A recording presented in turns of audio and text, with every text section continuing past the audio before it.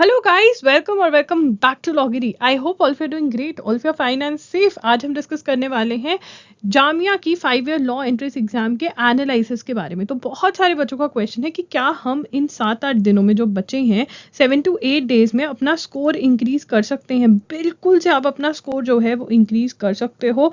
मैं डिस्कस करने वाली हूँ कैसे आपको एनालिसिस करना है, जल्दी से एनालिसिस करेंगे और फिर उसके बाद अपना प्लान ऑफ एक्शन बनाना भी सिखाऊंगी। यहाँ पे स्टेप बाय स्टेप वीडियो है, मतलब ये नहीं कि मैं आपको अच्छा एनालिसिस कर लो, ठीक है, हाँ, नहीं, मैं आपको स्टेप बाय स्टेप बताने वाली हूँ। ध्यान से सुनना, शॉर्ट वीडियो होगी। जल्दी से स्टार्ट करते हैं। कोई भी क्वेरी होगी तो कमेंट कर देना, लाइक कर देना इस वीडियो को, चैनल को सब्सक्राइब कर देना, क्योंकि जामिया से रिलेटेड और भी बहुत सारा कंटेंट आपको यहाँ पे मिलेगा। ठीक है, सबसे पहले step from where to attempt. ठीक है, आप जा सकते हो www.loggery.in पर। ठीक है, वहां पर आपको मॉक टेस्ट मिल रहे हैं। जामिया के मॉक टेस्ट हमने कर दिए हैं लाइव। आपको 5 मॉक टेस्ट मिल रहे हैं ₹1000 के। ठीक है ना, आप यहाँ से कर सकते हैं, नहीं तो PYQs भी आप सॉल्व कर सकते हैं। ठीक है, उसके बाद व्हेन टू सॉल्व, देखिए आप ड्यूरिंग द डे सॉल्व करिए। उसके बाद sit on table and chair. Noise हो रहा है, होने दो। सबको ये बताने की जरूरत नहीं है मैं मॉक दे रही हूँ। हाँ, ये बोला कि मुझे बुलाना मत, मैं पढ़ाई कर रही हूँ, बट अगर शोर हो रहा है होने दो, बिकॉज आपको नहीं पता टेस्ट सेंटर पे क्या होगा। लोग चीखे मारेंगे, लोग बोलेंगे, इन्विजिलेटर ही कुछ ना कुछ बोलते रहता है। कई इन्विजिलेटर्स को कुछ बीमारी होती है कि हर 5 मिनट बाद इन्फॉर्म करते हैं कि 5 मिनट चले गए हैं। तो you have to digest it all. ठीक है ना, मुझे ये नहीं सुनना है एग्जाम देने के बाद कि भाई मेरा इन्विजिलेटर मुझे हर 10 मिनट बाद रिमाइंड करवा रहा था और फिर मुझे फियर हो रहा था। तो टाइम तो जाएगा ही, ठीक है ना। इससे अच्छा घर पर अपनी घड़ी देखते रहो बार बार कि हाँ जा रहा है टाइम, बट मुझे इसका यूज करना है। ठीक है ना, keep a watch, the watch that you are going to carry on the day. ठीक है ना, थोड़ा टाइम देखने का भी सिक्वेंस आ जाता है। तो कोई भी पुराने वाली वॉच, ठीक है, ये नहीं कि एप्पल की वॉच लेके बैठे हो, no. Step 6, keep a notebook with you. अब ये नोटबुक जो है इसमें आप क्या करोगे, ऑब्वियसली आपको रफ वर्क वगैरह करना है, वो तो करोगे, बट आपको क्या करना है, और आपको नोट डाउन करना है वो क्वेश्चंस जो आपको अजीब से लगे कि यार ये कभी सुने नहीं है, या ये मैंने कभी देखे नहीं है, ये यहाँ आपको कभी कभी होता है यार ये तो टॉपिक ही मिस हो गया, अरे भूल गए, क्योंकि आप इतना ज़्यादा सोच रहे होते हैं, पढ़ाई कर रहे होते हैं। तो वो चीज़ें आप जो भी एग्जाम के ड्यूरिंग आपको लगता है वो लिख सकते हैं, क्योंकि जब आप पेपर अटेम्प्ट करते हैं बहुत सारी चीज़ें आपको याद आती हैं, तो वो लिख सकते हैं। मे बी आपको कोई फॉर्मूला रिवाइज करना था जो आपने नहीं किया, मे बी कोई कॉन्सेप्ट था जो आपको पता था कि अच्छा वो मैंने वहाँ पढ़ा था, वो नोटबुक में मुझे खोलकर उसको एक बार देखना, वो नहीं देखा, तो आप नोट कर सकते हो ऐसी चीज़ें। देखिए, एनालिसिस जो है आपको मॉक टेस्ट देने के इमीडिएटली बाद करना है। 2 आवर्स का आपका मॉक टेस्ट होगा और उसके बाद 1 to 1.5 आवर्स का आपका एनालिसिस होगा। इमीडिएटली बाद में करेंगे तो कनेक्ट जो है आपको बना रहेगा। फर्क देख सकते हैं जब इमीडिएटली बाद में आप एनालिसिस करेंगे। तो क्या चीज़ें आपको नोट डाउन करनी है, उसके अंदर आपको टेबल बनाना है, कौन से क्वेश्चंस मेरे रॉन्ग क्वेश्चंस गए, कौन से क्वेश्चंस जो मैंने स्किप किए, ठीक है, और वो कौन से क्वेश्चंस ऐसे थे जो मैंने स्किप किए और मुझे आंसर आता था। ये वाली कैटेगरी भी होती है कि मैंने छोड़ दिए। ठीक है, तो ये सारा डाटा आपके पास होना चाहिए, बिकॉज इससे हम बहुत कुछ सीखेंगे। ठीक है, एक तो जब भी नेगेटिव मार्किंग हो जो कि आपके एग्जाम में है, जब जब नेगेटिव मार्किंग हो, मैंने हाउ टू अटेम्प्ट वाला वीडियो करा हुआ है, मैं JMI का प्लेलिस्ट जो है बना दिया है, उसका लिंक दे दूंगी, तो जो इंपॉर्टेंट वीडियोज हैं वो देख सकते हो। तो एक इंट्यूशन अंदर से क्रिएट होता है और वो प्रैक्टिस से ही होगा। तो मॉक टेस्ट दोगे तभी वो इंट्यूशन जो है क्रिएट होगा। ठीक है, अब आप यहाँ पे रॉन्ग क्वेश्चंस देखा, रॉन्ग हुआ, कौन से टॉपिक का है, कौन से सब्जेक्ट का है, ये तो पता ही होना चाहिए, प्लस आपको क्यों गलत हुआ, वाई।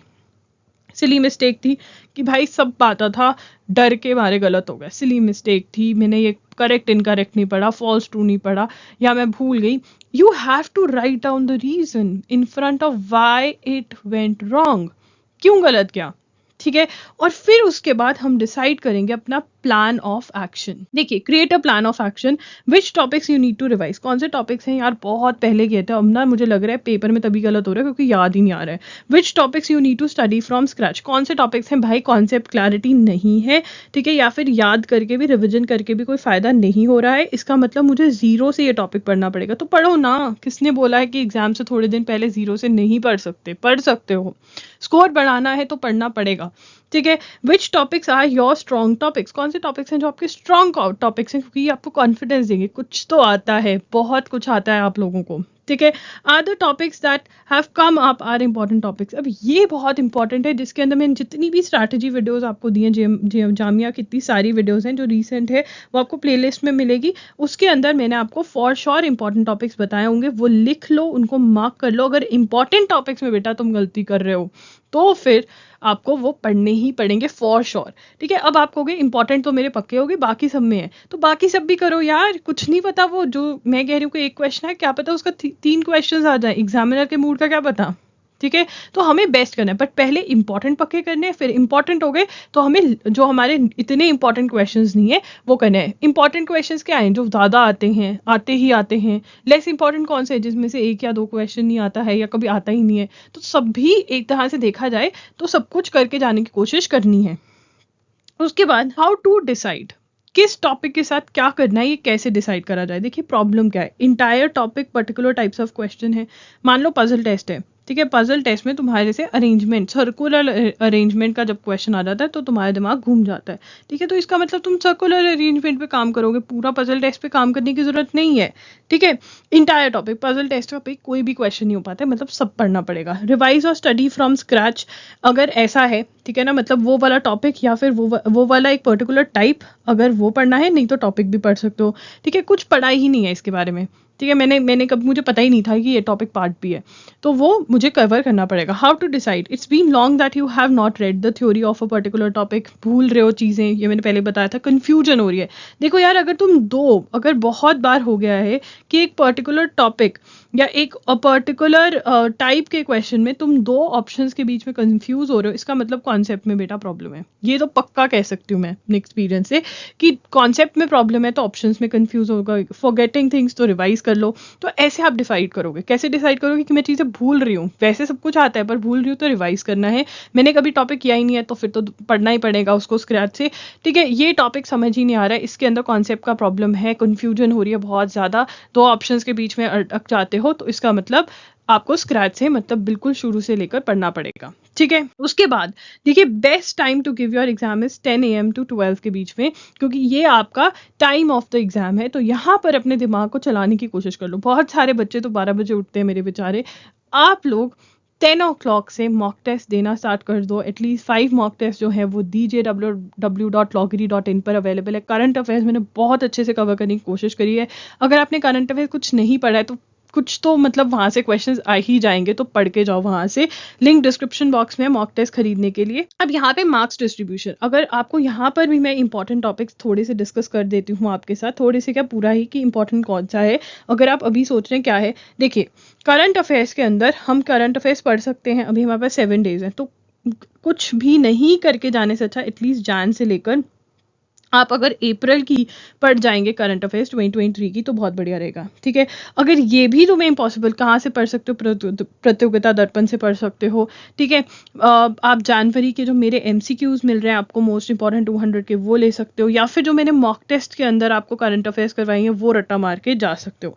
कुछ तो करके जाओ, जीरो से अच्छा कुछ तो पढ़ा हुआ हेल्प आएगा वहाँ पे, ठीक है। ये करके जा सकते हो। स्टैटिक जीके तुम्हें रट्टा मारने से कौन रोक रहा है, कोई भी नहीं। 40 मार्क्स की स्टैटिक जीके 7 दिन में बढ़िया तरीके से रट्टा मार सकते हो।